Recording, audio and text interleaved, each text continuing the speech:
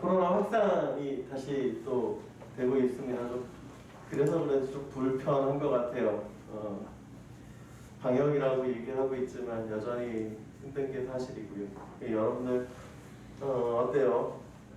많이 불안한가요? 아마 고3들의 경우에는 좀 더 그런 것 같아. 야, 수능 못 보면 어떠지? 그런 친구도 좀 있을 것 같고. 참 쉽지 않은 시대를 살아가고 있는 게 요즘이라고 더욱더 많이 느끼게 됩니다. 그러다 보니까 상대적으로 관심 갖는 것들이 있어요. 그게 뭐냐면 백신이죠, 백신. 그렇죠.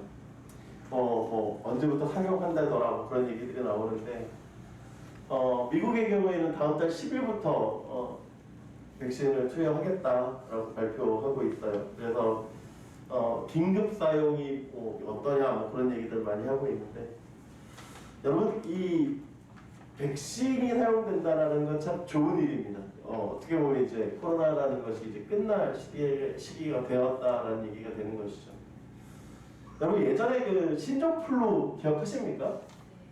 신종플루 처음에 됐을 때 사람들이 다 겁을 냈던 이유가 뭐였어요? 치료약이 없었죠. 근데 이제 타미플루라는 약이 그 질병에 가장 적합한 약이다라는 이야기들이 되면서 이제 신종플루는 독감 형식으로 됐어요. 이제 아마 지금 이제 코로나도 아마 이런 식으로 이제 변경이 될 거라는 것이죠.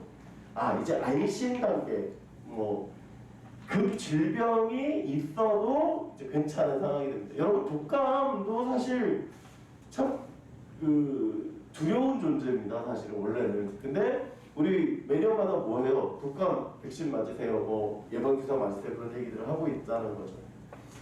코로나 백신에 대한 얘기들이 나오면서 제약회사들에 대한 관심들이 높아졌어요. 그러다 보니까 제약회사들이 이 백신에 대해서 얼마나 그 가격을 매기느냐에 따라서 이 백신에 따라 집중되어지는 것 같아요. 백신이 $40더라. 별거 아닌 것 같죠. $40. 근데 그게 이제 운송 비용이라든가 우리나라 들어와서 로열티라든가 그런 것도 생각하면 금액이 한참 뛸 겁니다. 그러니까 어떠냐면 이런 거예요. 이 백신이 개발이 되었다. 그걸로 끝나는 거 아니라 그 개발에 따른 상응하는 조치, 금액적인 것들에 대한 어떤 기대감들이 되어지는 것 같습니다. 그래서 그런지 몰라도 한 사람에 대해서 요즘 미국 사회가 집중하고 있다고 얘기합니다.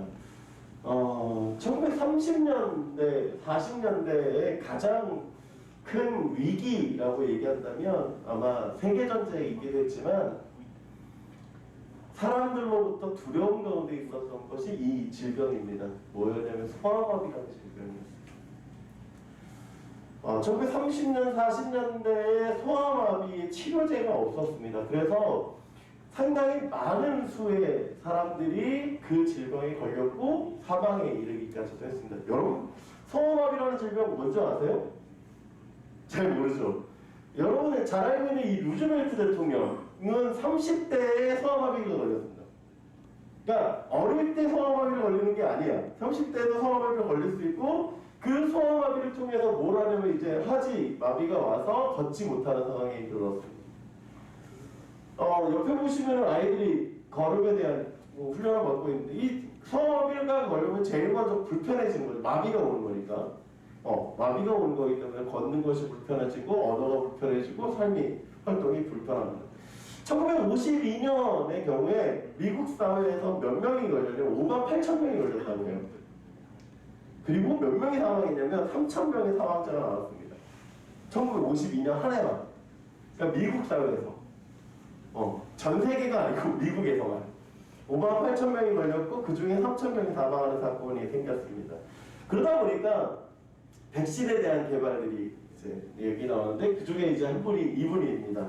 에드워드 솔크라고 하는 조나스 에드워드 솔크라고 하는 분인데 이분이 이제 백신을 개발하게 됩니다. 52년에 개발을 하기 시작해서 54년에 최종적으로 이제 개발이 됐는데 54년에 이제 그 백신이 개발이 되면서 20만 명에게 접종을 해요. 20만 명. 엄청나죠? 20만 명이 접종을 하는데 문제가 발생을 합니다. 그 중에 4만 명이 소아마비에 걸려요. 그러니까 20만 명의 사람들에게 백신을 투여했는데 그 중에 4만 명이 걸렸으니까 5분의 1 정도가 백신을 받았음에도 불구하고 질병이 걸렸고 그 중에 10명이 사망하는 사건이 생깁니다. 이 교수님이 고민하세요. 이걸 계속해서 개발을 해야 되는가? 계속해서 실험을 해야 되는가? 이제 최종 단계이긴 한데 그럼에도 불구하고 겁이 나는 거죠. 왜냐하면 여러분 생각해보시죠. 5분의 1이 걸렸다고 하는 건 이 백신의 효용 가치에 대해서 걱정을 하고 있을 수밖에 없는 상황이기 때문에 그렇습니다. 하지만 미국 사회에서는 다시금 이 부분에 대해서 질타하기보다 백신에 대한 기대감이 더 높았습니다. 그래서 180만 명이 이 연구에 다시금 참여하게 돼요. 그리고 감사하게도 1955년에 이 백신이 이제 사용 승인, 즉 허가를 받게 돼서 지금까지도 이 백신을 맞고 있습니다. 이 백신의 가치가 얼마큼이냐라고 얘기하니까 사람들이 이렇게 얘기해요. 이게 2017년 기준이에요. 2017년 기준으로 55년부터 17년까지 벌어들인 금액이 약 70억 달러. 달러니까 감이 안 오십니까? 한국 돈으로 얘기할게요. 80조. 그러니까 약 8조 원의 가치를 가졌다라고 얘기를 합니다. 2017년 당시에 발표된 금액에는 8조. 8조 금액 한번 생각해 봤어요? 8조. 그러니까 이분이 95년에 돌아가셨는데 이분이 돌아가시고 약 10년 동안 꾸준히 돈을 벌었다고 하는 거죠. 그런데 이분이 1955년 4월에 백신을 발표하고 나서 첫 인터뷰에 이렇게 얘기합니다. 인터뷰에서 물어요. 특허의 주인이 누구입니까? 라고 물어요. 그러니까 이분이 이렇게 얘기합니다. 사람들이 주인입니다. 태양에 특허를 매길 수는 없습니다. 그럼 오늘 주보 혹시 앞부분에 영어로 되어 있는 부분이죠? 네. 그 부분이 이 백신에 대한 이야기를 합니다. 조나스 에드워드 롤크라는 분의 발표이지요.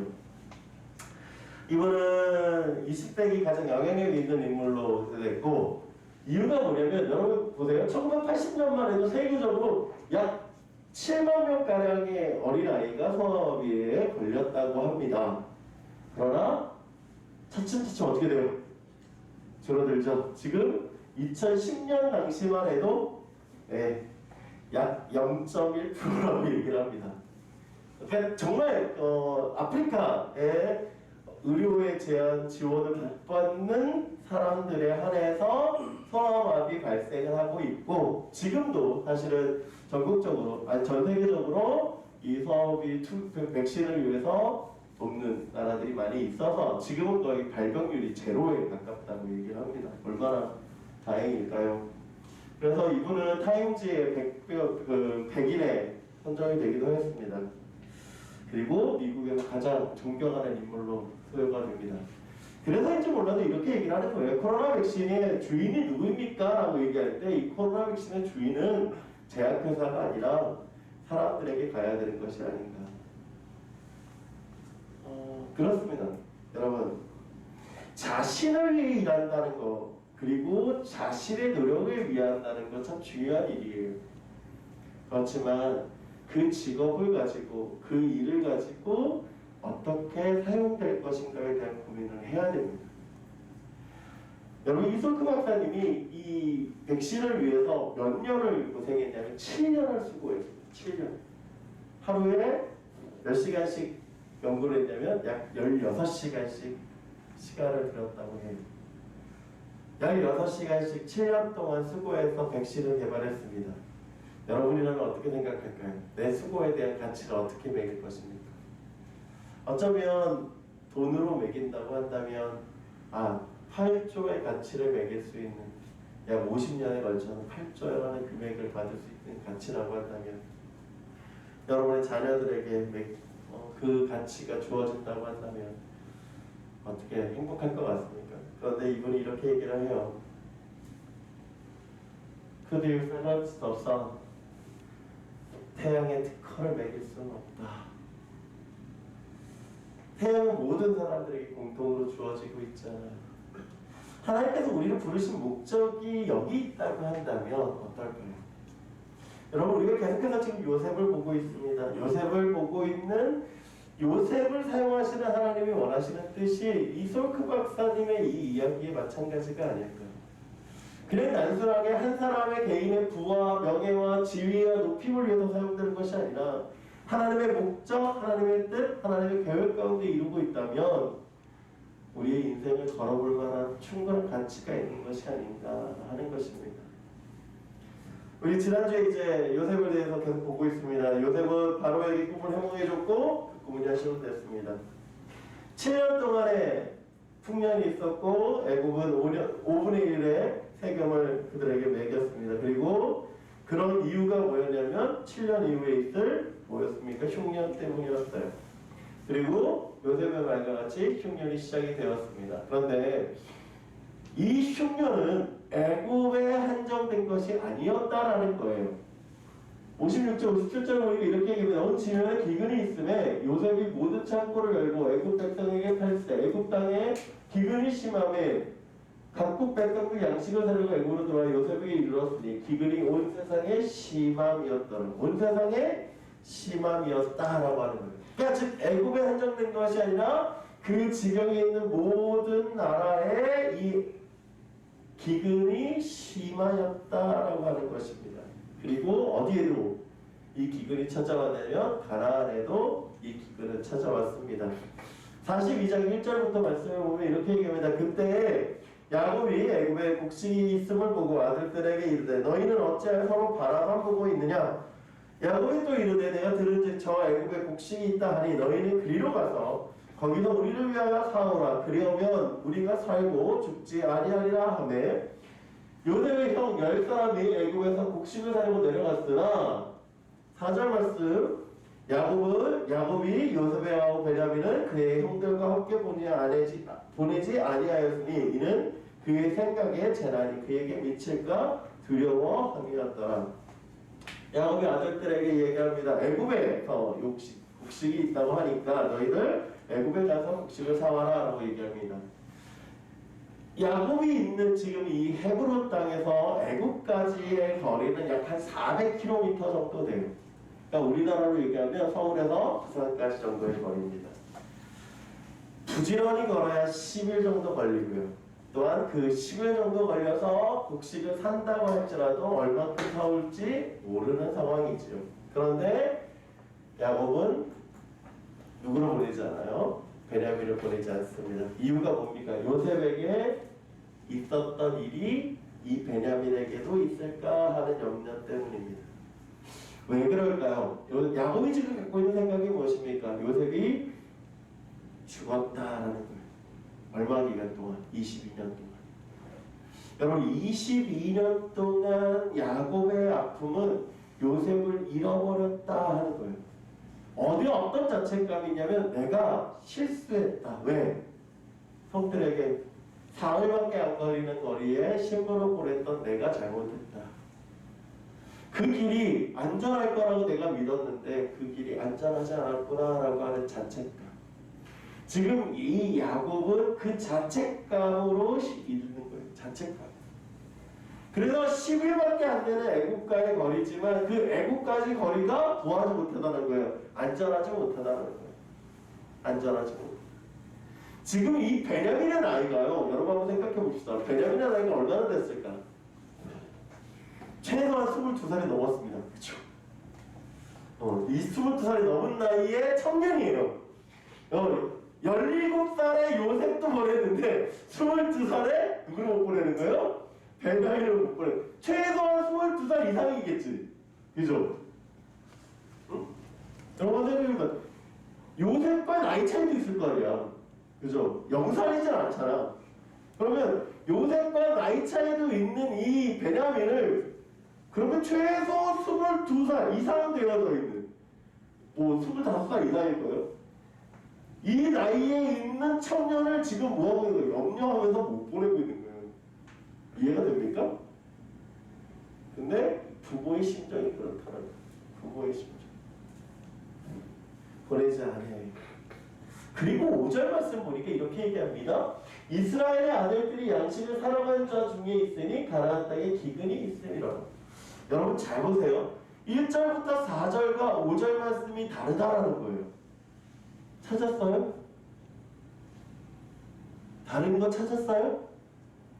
못 찾았어요? 다시 한번 볼게요. 자, 제가 빨간색으로 표시해놨어요. 일부러. 보세요. 그때 야곱이 애굽에 곡식이 있음을 보고 시작해요. 2절 말씀 뭐라고 할까요? 야곱이 또 이르다라고 얘기합니다. 4절 말씀 얘기합니다. 야곱이 요셉의 아우를 겁니다. 그런데 5절 말씀 뭐라고 얘기한다고요? 이스라엘. 1절부터 4절은 야곱을 얘기하는데 5절 말씀은 이스라엘이라고 얘기하고 있어요. 왜 그럴까? 여러분 이 야곱은 창세기 32장에 하나님과 씨름에서 얻은 이름이 이스라엘이라는 이름이에요. 즉 창세기 32장 이후부터 이 야곱은 야곱이라는 이름 대신에 이스라엘을 불러야 됩니다. 뭐 사실 꼭 이스라엘을 불러기보다는 야곱이라고 불러도 상관은 없어요. 그런데 성경을 보십시오. 야곱이라고 얘기하는데 동일한 본문인데 이스라엘이라고 이야기하고 있다는 거예요. 뭐가 다르다는 거예요? 뭔가 이유가 있다는 거예요. 성경이 그렇게 기록하고 있는 이유가 있다는 거예요. 딱 한 가지입니다. 자, 야곱은요 개인적인 사건을 기록합니다. 이스라엘은 언약 백성의 사건을 기록합니다. 이게 다르다. 즉 야곱이라고 하는 이름은 어쩌면 개인적으로 생각할 때 개인적인 일에 있어서 개인적인 고생으로 벌어지는 일입니다. 그런데 이스라엘이라고 얘기할 때는 이 일은 무슨 일이다? 백성의 일이다라는 거, 민족적 일이다라고 하는 것입니다. 즉 자녀를 보내는 것 개인적으로 궁핍하여서 기근에 의해서 보내고 있지만 그 일은 누구의 일이다라는 거예요? 하나님의 백성의 일이다라는 거예요.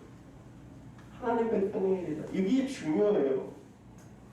그냥 개인적인 역사가 아니라 누구의 역사다라는 거예요? 하나님의 역사다라는 거예요.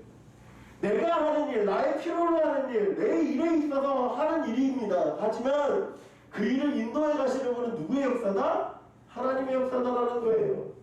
기근 때문에 아들을 보냅니다. 기근 때문에 자녀들을 보냅니다. 기근 때문에 개인적으로 보냅니다. 그런데 누구의 역사예요? 하나님의 백성을 향한 하나님의 구원의 역사다라는 거예요. 여러분 하나님이 하셨습니다라고 하는 건요 그냥 단순하게 여기서 멈추는 게 아닙니다. 뭐예요? 하나님의 하시는 일이라는 믿음에서 시작해요. 하나님이 하시는 일. 그냥 우리는 이렇게 얘기합니다. 하나님이 하셨어요. 근데 그건요 단순한 고백이 아니어야 돼요. 왜? 그 일이 누구의 일이라고 하는 거예요? 내 일이 아니라 누구의 일이에요? 하나님의 일이에요. 내 역사가 아니에요. 누구의 역사예요? 하나님의 역사예요. 그때 하나님이 하시는 거예요. 근데 우리는 자꾸 이렇게 얘기하는 거예요. 내 일인데 하나님의 일이래요. 내 생각인데 하나님의 생각이래요. 내 열심인데 하나님의 열심이래요. 경찰이 아니에요. 그냥 뭐예요? 그냥 말이에요. 죄송한 얘기지만 여러분 대학 수학능력 시험을 봅니다. 누구의 시험이에요? 잘 얘기해야 돼. 누구의 시험이에요? 내일 같지만 누구의 얘기예요? 하나님의 얘기예요. 왜? 여러분의 직업, 여러분의 미래, 여러분의 것을 통해서 누가 일하시는 거예요? 하나님이 일하시는 거예요. 하나님이 하시는 거예요. 여러분 이게 믿음의 고백이에요. 이게 믿음의 고백이에요. 지금은 비록 알 수 없지 몰라요. 지금 보세요. 지금 야곱이 자녀들을 보내면서 이 일이 하나님의 일이라고 생각하고 보낼까요? 자기 일이라고 생각하고 보낼까요? 누구의 일이라고 생각하고 보내요 지금? 야곱은 자기의 일로 생각하고 보내요.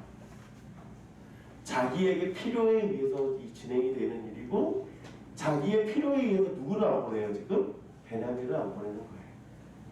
그런데 그 일은 누구를 통해서 역사하시는 겁니까? 하나님의 하시는 역사를 통해서 이루어지는 거예요. 여러분, 여러분의 지금의 선택이요, 지금의 어떤 순간이요, 지금 비록 내 선택이고 내 열심이고 내 고민일 수 있어요. 그런데 그 일을 통해서 하나님이 일하신다는 걸 고백하는 거예요. 여러분의 시험이, 여러분의 환경이 여러분의 선택일 수는 있어요. 그런데 그 선택을 진행하고 계시는 분은 누구의 일이에요? 하나님의 일입니다. 그래요. 우리 그렇게 고백하기 원해요. 그래서 우리가 기도하는 거예요.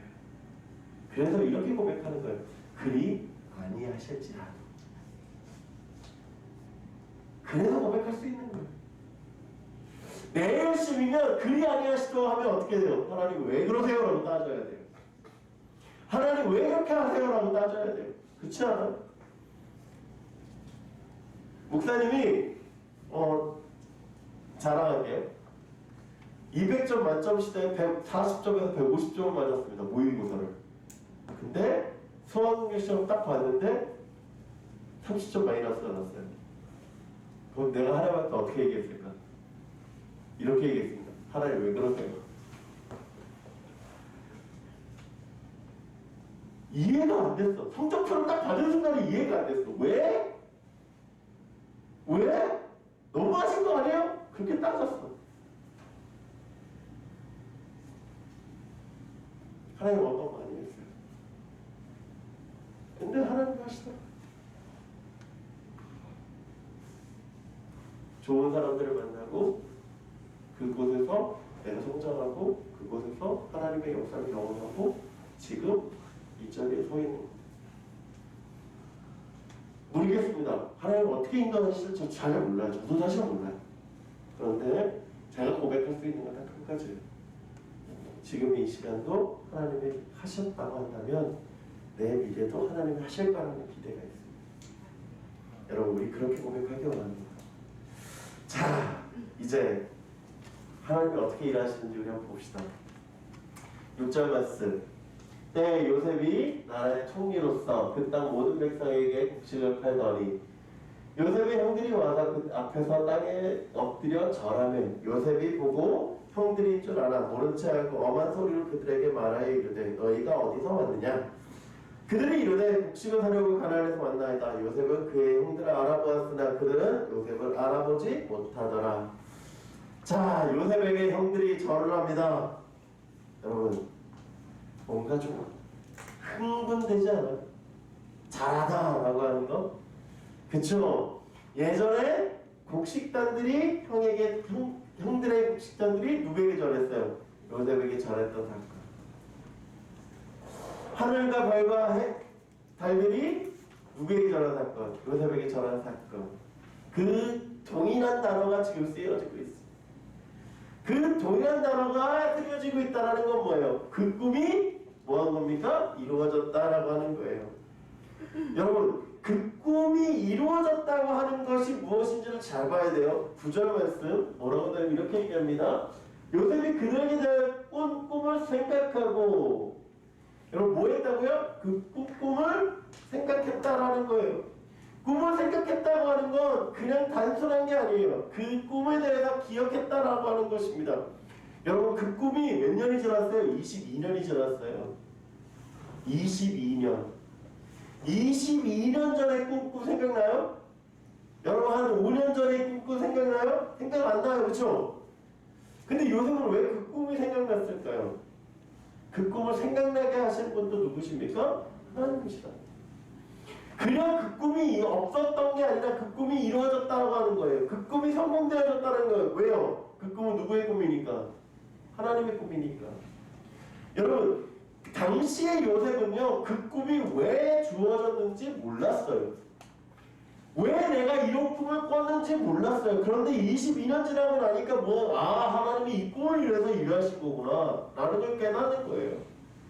여러분 그렇습니다. 뭐예요? 하나님이 주실 꿈이라는 거예요. 우리가 꿈을 꿉니다. 우리가 꿈을 생각해요. 우리가 직업을 생각해요. 우리가 무엇을 생각합니다. 그런데 누구에 대한 주권이에요? 하나님의 주권이에요. 여러분 술 맡은 거는 자의 꿈을 꿨습니다. 떡 굽는 거는 자의 꿈을 꿨습니다. 바로가 꿈을 꿨습니다. 누구의 역사입니까? 하나님의 주권입니다. 요셉의 꿈을 통하여서 하나님의 목적이 이루어지는 거예요. 하나님의 목적을 통해서 요셉이 이루는 겁니다. 여러분 하나님 하셨습니다. 누구의 고백이에요? 하나님의 고백. 우리에 대한 하나님의 고백. 그냥 그 다음에 안다고 하는 건 뭐예요? 하나님의 일하심을 고백하는 거예요. 하나님의 일하심을 통해서 역사하는 거예요. 하나님을 통해서 고백하는 거예요. 여러분, 애굽의 총리로 주신 꿈은요, 그냥 단순히 그 직업에, 그 지위에, 그 목적에 있는 게 아니라 하나님의 꿈을 이루는 겁니다. 자신의 꿈의 목적이 아니라 하나님의 목적. 누구를 향한, 나를 향한 하나님의 목적.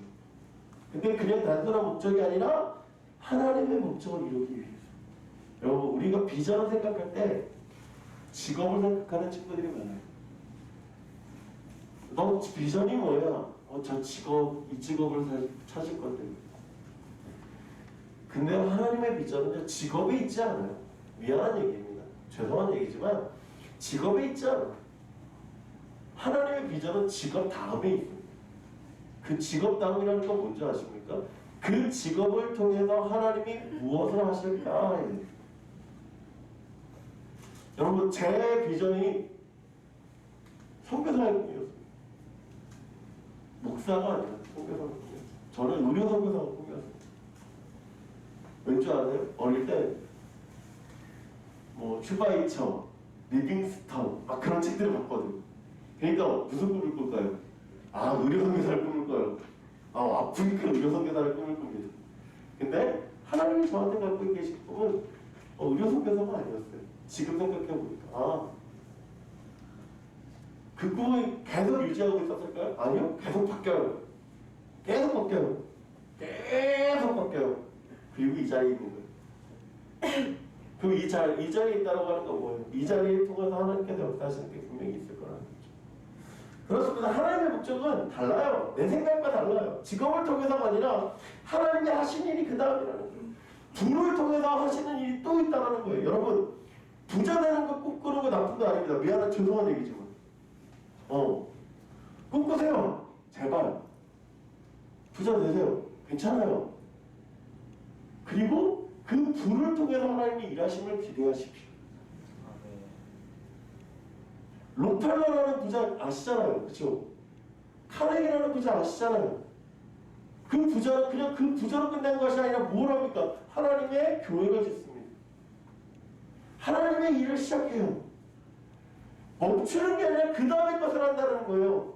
여러분, 우리나라에 들어왔던 언더우드라는 선교사님 이름 들어본 적 있습니까? 언더우드라는 선교사님의 그 집은요, 타자기로 가장 유명했던 집입니다. 그러니까 타자기를, 여러분 타자기 지금 안 써서 잘 모르지만 타자기라고 하는 건 지금 시대에 그냥 컴퓨터 같은 거예요. 컴퓨터 판매 1위. 그게 언더우드 타자기였습니다. 그럼 그거 팔아서 뭐 했을까요? 여러분, 조선에 대해 투자했습니다. 조선에 대한 선교비로 쓰여졌습니다. 그게 언더우드 타자기, 언더우드 선교사님이 이 땅에서 선교할 수 있었던 가장 큰 것이었어요. 여러분, 연세대학교 아시죠? 연세대학교. 왜 연세대학교인 줄 아십니까? 연희 전문 학교하고 세브란스가 합쳐져서 만들어진 학교가 연세대학교입니다. 몰랐어요? 원래 연희 전문 학교였어요. 그리고 세브란스라는 병원이 합쳐져서 연세대학교가 된 겁니다. 그 세브란스라는 학교, 그거는 영국에 있는 선교사님이 오셔서 추천되어서 만들어진 병원입니다. 여러분, 부자도요, 나쁜 게 아니에요. 이해가 되십니까? 뭔가 하나님이 투자가 필요한 거예요. 그쵸? 직업이 아니에요. 뭘 필요하신 거예요? 그 다음에 있는 거예요. 여러분, 의사가 되는 거 좋은 거예요. 뭐가 필요한 거예요? 하나님이 하시는 그 다음이 필요한 거예요. 내가 그냥 생각하는 것이 아니라 하나님의 꿈은요, 명예도 필요하고요, 돈도 필요하고요, 다 필요해요. 뭐가 있으면 돼요? 하나님이 사용하신다는 것만 알면 돼요. 그게 빠져버리면 아무것도 안 돼요. 여러분, 부자분들이 왜 잘못하는 줄 아십니까? 그 부를 위해서 뭘 하지 않아서 하나님께서 하심을 몰라서요. 죄 가운데 있어서요. 그러니까 어떻게 됩니까? 금방 무너져 버리는 거예요. 여러분, 하나님이 이루셨습니다. 하나님이 행하실 것입니다. 하나님 역사하실 것입니다는 하나님의 목적을 봐야 돼요. 하나님의 목적. 그 목적을 보았을 때 하나님의 이루심을 볼 수 있습니다. 자, 하나님의 목적을 본 사람들은 어떻게 되느냐? 9절 말씀입니다. 요셉이 그들에게 대하여 꿈을 생각하고 그들에게 너희는 정탐꾼들이라 이 나라의 틈을 엿보러 왔느니라. 자, 정탐꾼이라고 바뀝니다. 요셉은 형들을 모른 채예요. 그들을 정탐꾼으로 몰아붙입니다. 우리가 생각할 때 이 일은 이제 요셉의 복수처럼 보여집니다. 그런데 요셉의 복수가 아니에요. 왜냐하면 10절 말씀 이렇게 얘기합니다. 그들이 그에게 이르되 내 주여 아니리다. 당신의 종들은 곡물을 사러 왔나이다. 우리는 다 한 사람이 아니어서 확실한 자들이니 당신의 종들은 정탐꾼이 아니니이다. 요셉의 그들에게 이르되 아니라 너희가 이 나라의 틈을 엿보러 왔느니라. 그들이 이르되 당신의 종 우리들은 12형제로서 가나안 땅 한 사람의 아들들이라. 막내 아들이 오늘 아버지와 함께 있고 또 하나는 없어졌나이다. 42절 11절을 자세히 보면 이렇게 얘기합니다. 우리는 모두 한 아버지의 아들입니다. 우리는 정탐꾼이 아닙니다. 우리는 정직한 사람입니다. 확실한 자들이라고 하는 건 정직한 자들이라고 얘기하는 거예요. 정직한 자들. 여러분 왜 그런지 아십니까? 지금은 여권이 있어요. 그죠? 신분증이 있어요. 그러니까 뭐 하는 거예요? 이 사람이 신분을 확인할 수 있어요. 그런데 그 당시에는 확인할 수 있는 길이 있습니까? 없습니까? 없어요. 그러니까 뭐 하는 거예요? 자신을 증명해야 돼요. 자신을 증명하니까 뭐 하는 거예요? 우리는 확실한 자들이다. 정직한 자들입니다. 라고 얘기합니다. 그런데 보세요. 정직하다는 게 말이 됩니까? 안 됩니까? 정직한 그들에게는 없어요. 왜 없어요? 왜 없어요? 요셉을 어떻게 했습니까? 팔았습니다. 근데 그들이 뭐라고요? 없어졌나이다 라고 얘기해요. 여러분 이 없어졌나이다 라고 하는 건 죽었다고 하는 거예요. 죽었다. 그러니까 지금 이들은 정직함이 있습니까? 없습니까? 없어요. 그러니까 요셉이 이야기합니다. 어떻게 얘기해요? 요셉이 그들에게 이르되 내가 너희에게 이르기를 너희는 정탐꾼이라 한 말이 이것이니라. 뭐라고 얘기하면 정직함이 없다라는 거예요. 너희는 이같이 하여 너희 진실함을 증명하라. 너희 진실함을 증명하라고 얘기합니다. 제가 너희가 확실한 자들이라고 얘기하니까 너희가 확실함을 증명하라는 거예요. 증명을 어떻게 해라? 막내 아우를 여기 데려와라 라고 얘기합니다. 막내 아들을 여기 데려와라. 막내 아들을 데려와서 뭐하도록? 증명하라고 얘기합니다. 그래서 16절 보니까 너희 중 하나를 보내 너희 아우를 데려오게 하고 너희는 갇혀 있으라. 내가 너희의 말을 시험하여 너희 중에 진실이 있는지 보리라. 바로 생명으로 은사하노니 그리하지 아니하면 너희는 과연 정탐꾼이라 하고. 여러분 지금 보세요. 한 사람을 보내서 데려가라고 얘기합니다. 그런데 상황이 달라져요. 3일 뒤에 어떻게 얘기합니까? 4일 만에 요셉이 그들에게 이르되 나는 하나님을 경외하는 너희는 이같이 하여 생명을 보존하라. 너희가 확실한 자들이면 너희 형제 중 한 사람만 그 옥에 갇히게 하고 너희는 곡식을 가지고 가서 너희 집안의 굶주림을 구하고 너희 막내 아우를 너희에게로 데리고 오라. 그리하면 너희 말이 진실함이 되고 너희가 죽지 아니라 하니 그들이 그대로 하리라. 여러분 내용을 보세요. 처음에는 어떻게 합니까? 한 사람을 보내서 데려오면 내가 진실함을 보이겠다라고 얘기합니다. 그런데 상황이 바뀌어요. 3일 뒤에 어떻게 바뀝니까? 한 사람만 남고 너희는 가라라고 얘기합니다. 여러분 이게 왜 필요할까요? 이게 왜 필요할까요? 필요한 건 딱 한 가지예요. 뭐냐? 그들에게 자신들의 죄를 보게 합니다. 여러분 이게 뭐라고 얘기해요? 직면이라고 얘기해요. 여러분 우리가 하나님이 사용하셨습니다. 하나님이 하실 것입니다. 할 때 가장 필요한 게 뭐냐면 하나님 앞에 직면해야 돼요. 하나님 앞에 직면할 때 우리가 뭐하는 건 하나님이 사용하심을 볼 수 있습니다. 하나님의 사용하심을 본다는 건 뭐냐면 내 앞에 죄의 문제가 해결되는 거죠. 죄가 해결되지 않으면 여전히 우리가 뭐하는 거예요? 우리에게 어려움이 있습니다. 21절 그들이 서로 말하되 우리가 아우의 일로 말미암아 범죄하였다. 그가 우리에게 애걸할 때 그 마음이 괴로움을 먹어도 듣지 아니하였으므로 이 괴로움이 우리에게 임하도다. 지금 요셉의 형들이 어떻게 갑니까? 요셉의 상업으로 돌아갑니다. 22년 전 사건으로 돌아가요. 그래서 뭐 하는 거예요? 우리의 죄를 깨닫습니다. 여러분 신앙이 불편한 이유가 뭔지 아십니까? 죄 앞에 서야 되기 때문에 불편해요. 우리가 죄 가운데 있다라고 하는 걸 끊임없이 들어야 때문에 교회 오는 게 불편합니다.